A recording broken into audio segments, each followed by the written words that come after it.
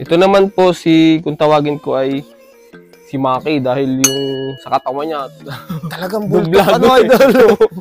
Bali, itong ibon na to po, nilaro ko sa EDLOLR. Ayun. Bali, tumapos siya ng clock siya ng Kalbayog, pang 49. Pang 49. Tapos, 30 overall sa Ace Pigeon. Ace Pigeon. So, bali may achievement mo, idol. Grabe. So, bali ano yan, idol? Ano pa rin nila? Pamilya pa rin? Kapatid pa din nilang buo to. Ang galing yun. So, clock naman to. Ang galing. So, bali ito, nahawakan ko tong ibon to. Talagang napakaganda ng katawan niya, idol. Solid na solid. Grabe, ito, 49 place. So, bali na buyback niyo pala siya. Binayba ko sa auction. Ayun. Kasi, kailangan magandang din. So, bali talagang siya, idol. Napakagandang kak nito. Bali, nag-anak na siya ng finisher ng North sa PHA, Santa Mercedes. Ayun. Nilaro ko last year sa North. So, bali meron kayong nga pala nakaka-partner na PHA player?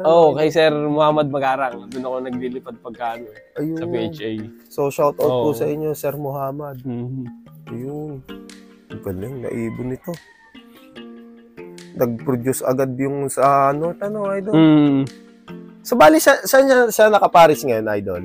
Ang bali, ang kaparis nito ngayon ay yung nanay nung Masbate champion naman. Ayun, sa PHA pa rin? Sa PHA. Yung last year na Masbate champion 1. Tapos, Masbate 2, 6th place siya na auction winner. Grabe. Sa PHA. May tuling pati, idol? Pagka nag-line breed, nagkakabilis. Ganoon. Kaya, mas ko sa kanila sa lahi nila sa line breed talaga. Ayun. Kasi yung iba ko namang linyada, pag nila line breed ko, nabagal naman. Nabagal naman, idol. May tumatapos talagang minsan, halos mo lang kinilak, tumapos lang. Ganoon. So, bali yun talaga yung Kaya mas ko ang line breed pagka sa lahi nila. Ayun. May lumalabas talaga. Idol, talagang maaasahan, tumatawid talaga. Usay nitong ibon na to.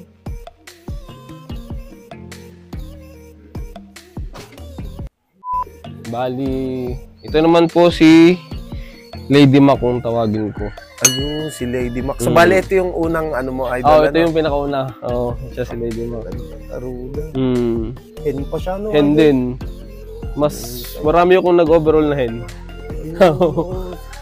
Pagka mga hen, idol. Lalo na pag South. Hen talagang mga tumitira. Tumitira talaga. Nakakapwesto. Grabe, husay nito. So, bali, itong ibon na to galing kay Idol Kevin, Ang linyada, nito, ang nanay. Nanay. Tapos ang tatay galing kay parin Tristan Desquitado. Ayun.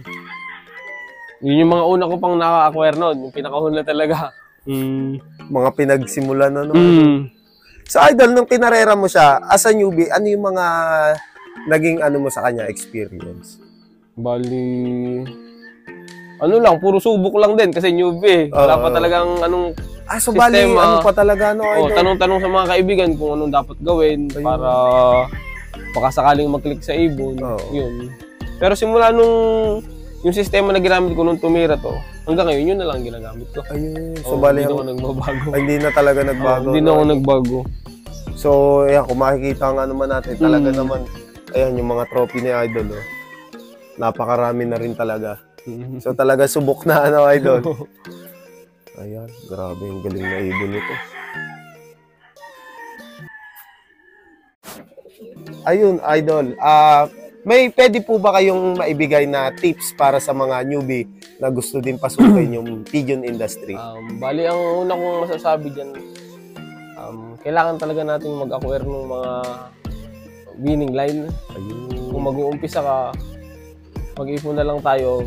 Yun yung mga gamitin talaga natin para mas malapit tayo sa tinatawag mo nilang katotohanan na totoo. May chance na hindi man manalo agad, may mapadulo ka man lang. Yung malaking achievement kasi, achievement na agad yun, yung hindi ka masiro man lang kahit isa, kahit finisher. Totoo. Yun, doon tayo mag-umpisa sa tama. Tapos, yun nga, sa sistema, magtanong-tanong tayo sa mga veterano. Tapos, i-analyze na lang natin kung anong, minsan kasi, siyempre, parang hindi click sa loob. Hindi click sa ano mo. Hindi isa-isahin mo na lang kung anong magiging maganda hanggang sa ma-develop naman ng ma-develop yun. Oo. Kasi lahat naman nag-umpisa sa ano eh. Sa zero sa talaga, zero. idol. Oo. Swerte na lang talaga kung mabibigyan talaga agad ng champion. Unang laro, tapos overall agad. Swerte, no, idol. Kasi naniniwala din talaga ako sa swerte. Pagka talagang para sa'yo at yun nga, may swerte, dadating yan. Kahit kahit nga hindi ka masyadong nakatutok, kung talagang papatak ang ibon dyan. Totoo. So talagang mag-umpisa pa rin talaga sa wag dun sa downline. Ayun, yung mga downline, saka yung mga galing sa illegal. Ayun, tama. Huwag na natin suportahan yun dahil kung susuportahan natin yun, maaring malambat din yung binili natin sa kanila. Yung mga magiging anak noon, pauuli pa rin doon. Kasi hindi sila tumitigil dahil nga kumikita ng maganda. Pagka wala nang bumibili, siyempre, siguro mawawala na rin yun. Mawawala na rin. Kasi mamamatay na yung nagagawa nila. Ayun. So, bali, idol, sa breeding and racing tips, may ma-share po ba? Bali, sa breeding, una, purga, flashing. Tapos yun, mag-a-apply na ako ng gamot. Halos parehas lang yung binibigay ko sa racer at saka sa breeder. Pagka ang nangyayari lang doon, pagka yung sa breeder ko, bibigyan ko ng pula-puti, B12, tapos yung Victory. Solid. Tapos yung probiotics, Kitolome. Tapos yun, cycle lang siya hanggang sa umitlog. Pag nag-itlog na siya, i-stop ko muna. Naglilimlim sila. Tapos pagka bilang ko na mga 1 week na lang magpipisa na, ipapasok ulit yung 1 week ko na gamot. Yung... Para maibigay nila sa inakay nila pag nagpisa. Ayun. So, para mas mapahealthy mo pa, idol? Yun. Ganun lang ginagawa ko sa breeder. Tapos, yung sa flyer naman, ganun din. Yung pula puti, B12. Tapos, yun nga lang, may vitabuli kasi pagka yung sa basketing. Idol. Ayun lang yung naiiba naman, idol. So, bali, idol, kayo po, nagbabaksin, gano'n? Nagbabaksin ako. Ayun. Turok din para medyo matibay sa sakit ba. Kasi kahit nga may turok na ngayon, may mga tinatamaan pa rin. Lalo na yung walang vaccine man lang. Kasi intindi na ang sakit ngayon sa atin dito ng mga ibon. Oo nga, idol. So, bali yung mga nakaraan nga talaga namang Dahil nun nitong last race, to training bago mag-derby, tinamahan ng ibon ko ng adeno. Kaya hindi na pasakay. Sinakay ko yun, direkta na ng derby. Derby na? Tinustos ko lang sa malapit. Tapos yun nga, siguro, bago nakaka-recover, tapos nabigla agad na 2 days sa track. Ayun. Hindi nakapag-adjust eh. Totoo. Tapos yun, tapos na nagka-smash ang pangano, hindi lagas talaga lalo. Kaya hindi na rin ako nag-expect talaga. Sabi ko, kung may umuwiwan, salamat. Pero siguradong maraming mawawala doon dahil expected na din talaga. Kita mo naman sa ng ibon eh. Ayun, totoo. So, bali kayo, idol, naniniwala po ba kayo doon sa mga may nagsasabi na may gamot na nakakapagpabilis ng ibon? Wala siguro. Ayun, wala. Kasi kung meron nun, bibili rin ako. Totoo. Dahil, unang-una ko, gusto ko manalo sa pooling dahil talagang laging kulelat ako. Mababagal lang ibon ko eh. Sa malapitan. Sa malapitan, talagang walang aasahan sa mga lahi niyan. Swertihan na lang. Minsan nakaka-third.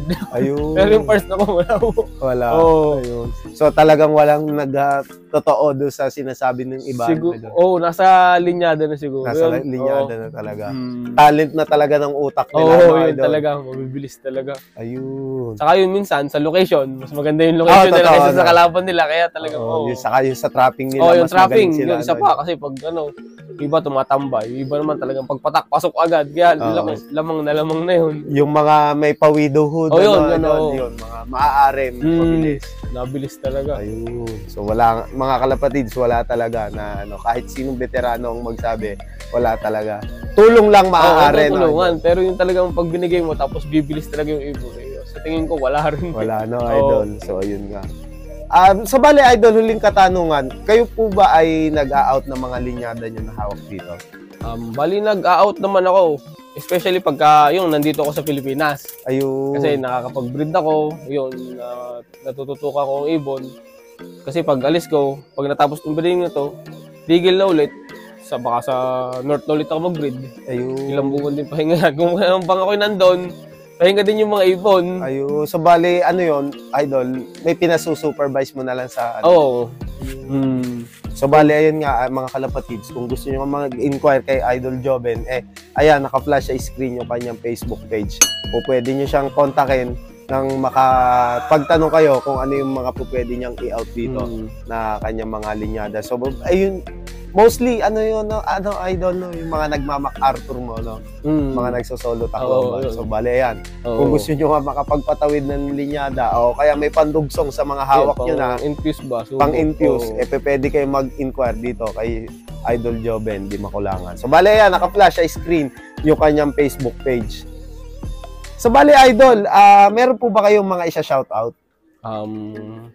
Una, shoutout sa pamilya ko. Ayun. Kasi pag wala ako dito, sila rin naman bibili ng patuka, bibili ng patuka. Sila po talaga yung sila.